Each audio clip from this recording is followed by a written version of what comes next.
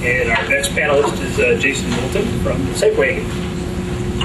It's kind of interesting. You know, my experience, I've worked white-collar crime cases most of my adult life.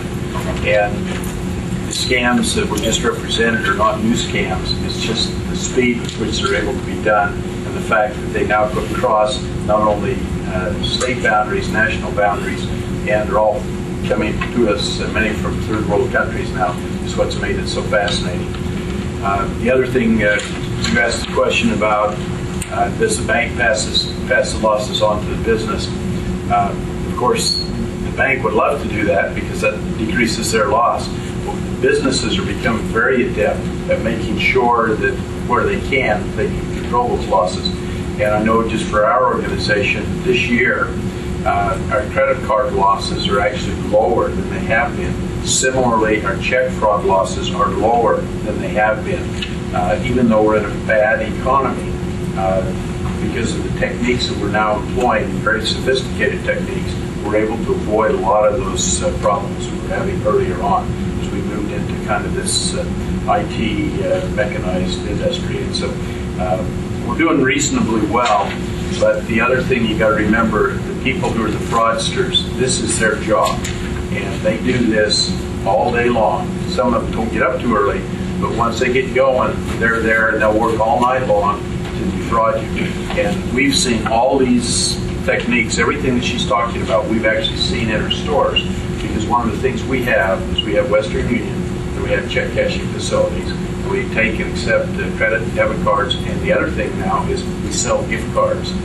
So gift cards have become the money laundering method of exchange. We have folks who are coming in and they'll purchase gift cards because of the untraceable nature or almost untraceable nature of the cards. And they will convert narcotics money into gift cards, which then can be converted back into washed, clean U.S. currency. So we're seeing a lot of that going on across the retail. And if Nordstrom's were here today, they would tell you they are not immune to it either. They're one of the folks that are seeing this very same thing, very same phenomenon we're seeing. Okay, a little bit about Safeway. I did speak to you earlier today. Safeway does business under a lot of different names. We're known as Safeway. We're known as Cars in Alaska, Bonds down in Southern California, Dominic's in Chicago, Randall Tom Thumb in the Fort Worth, Austin area in Texas, Gennardi's in Philadelphia, in Pennsylvania area. So a lot of different names. We operate about 1,800 stores. In the Seattle division, we have 204 stores and now 98 fuel stations. In our imprint, if you looked at it, you would go from Dutch Harbor, Alaska, on the very north, to the south, Chehalis, to the east, Bozeman, Montana, and to the west, Port Angeles, Washington. So that's the imprint. If you took that same geography and you put it in the United States, it would go from Seattle to Key West, Florida. So that's what we're responsible for in the Seattle division. We have the largest geographical area of Safeway nationally. Now, we have 150,000 employees, of which 23,000 are in our division. So if you look at your major employers throughout the state, you of course got Boeing and Microsoft, and then in either your third or fourth place you're going to have Safeway, just because of the sheer number of employees that we have. Now, I've already talked about the areas of organized retail theft where we're getting hit today. You've seen these pictures before, but basically these are the kind of things we're losing: the shavers, the baby formula, oil of Olay, and what do we got over there? Toothpaste, actually the white strips. If we have an item in our store that has a ring of $20 or more, almost invariably that item is being targeted. So you can look and you can say, okay, wine, more than 20 bucks. They don't buy the cheap wine. They're going to buy the expensive wine. Do they buy the cheap cuts of meat, or do they steal the cheap cuts of meat? No, they take your high-end cuts of meat. But that's what we're seeing. If I were here today representing Home Depot, what I can tell you is they're losing the items that are either small enough to be concealed or that are not secured in the store. They're losing items on a regular basis. If you're looking at Target, they're losing DVDs, they're losing TVs and high-end electronics. If you ask Macy's, they're losing the women's purses, the items that are easily concealable, the jackets that have North Face on the name on them. Anything that has a high value, those are the kinds of items that they're losing. So all of us, it's a crime that goes across every industry in retail today, and we're seeing that manifest in organized retail theft. Now, you remember I told you I was going to relate to you a case. This is kind of an interesting case. We have, again, a cooperating witness because we arrest a lot of people. This year we'll arrest about 6,000 people in our stores, in our little operating area. I was with the representative from Macy's the other day. They make 70,000 arrests for shoplifting through the Macy's chain. Okay, so we've got a lot of folks. And we always ask them what we call the ORC questionnaire. We have a series of questions. And oftentimes, because they're in a mode where they would like this thing to go away, which it's probably not, but they're in a mode that they may want to answer these questions. And so we ask the questions, and sometimes they answer the questions. One of the questions are, is this the first time you've done it? And they say, no, I do it all the time. I do it regularly at your store. What do you do with the products? Well, I sell them to so-and-so. And sometimes they will tell you, so-and-so at this address in this city, at this location. This one particular individual that was arrested up in Rent Highlands area, this individual admitted that they were stealing for multiple fences in the Kent area. So what happened was we put the information together, we forwarded it to law enforcement. A very competent law enforcement agency picked up on this case, and all we knew was that the guy's name was Mr. X, and this was his phone number. From that, they were able to develop information about who he was.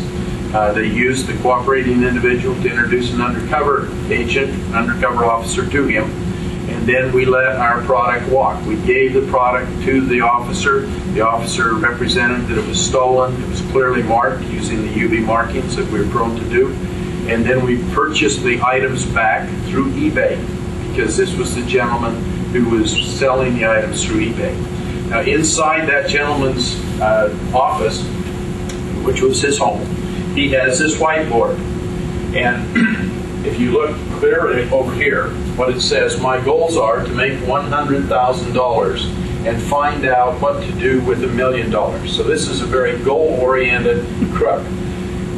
He was selling more than $100,000 of our products and our competitors' products through eBay and other e-commerce on a regular basis. He had a lot of people who were working for him. I use the word drama. We're seeing a dramatic increase in general merchandise shrink.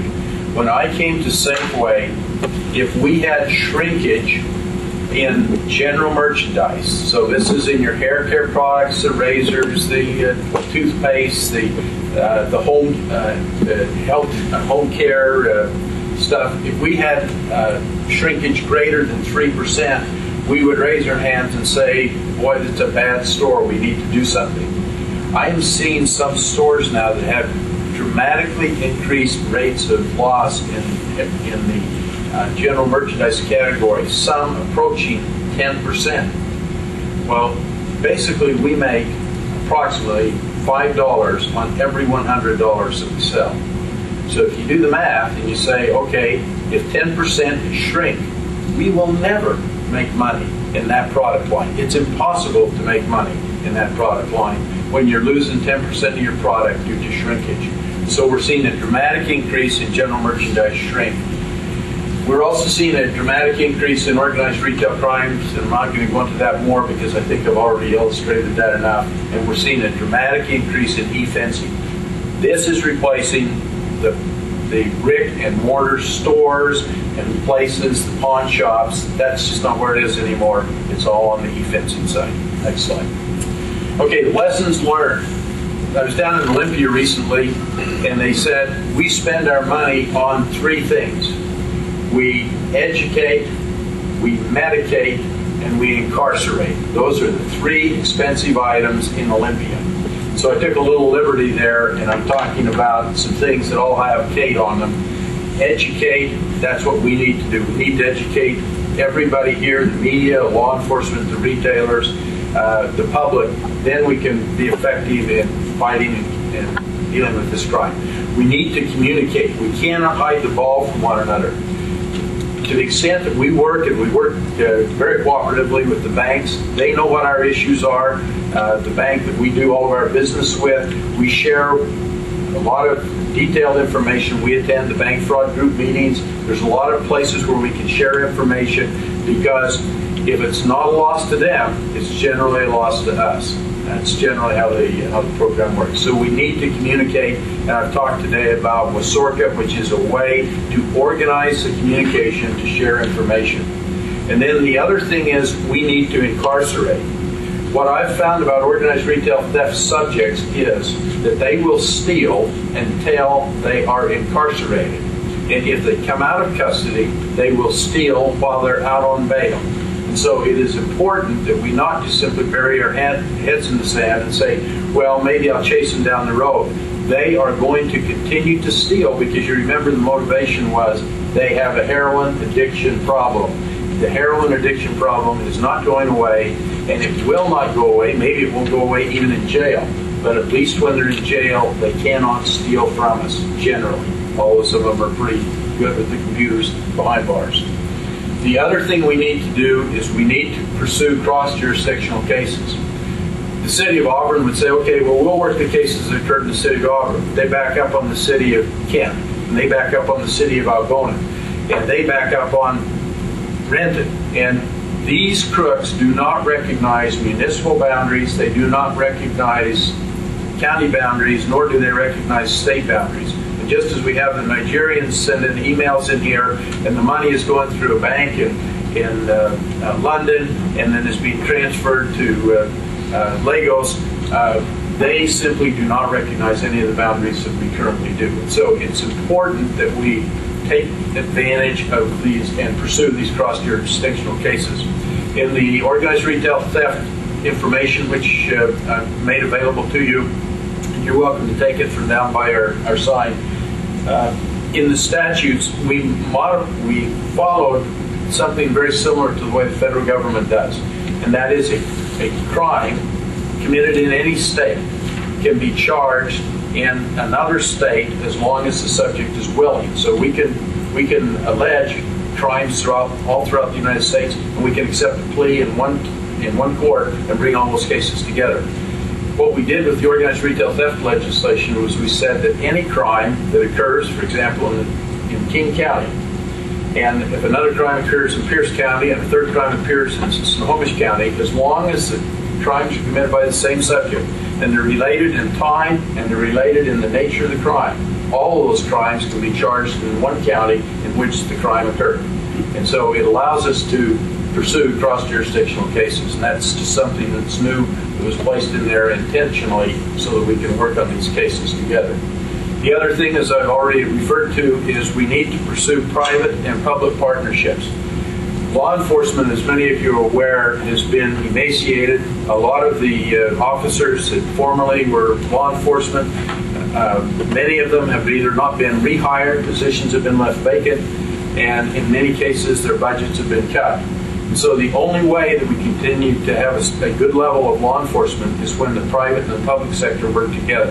There are a lot more folks involved in loss prevention, security in the private side than there will ever be in law enforcement.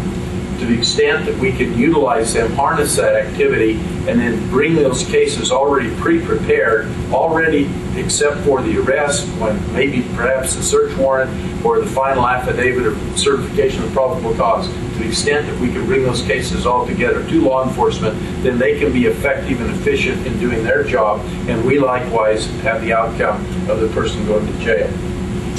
The other thing that we're suggesting, the lessons learned, is that we need to focus on the major offenders. There are a lot of people who are committing theft in our stores, but there are a certain group of people who are core offenders who are going to offend every single day because that's what they do for their living. And we identify those and we focus on those individuals, then we can actually move the needle in the direction which we want it to go.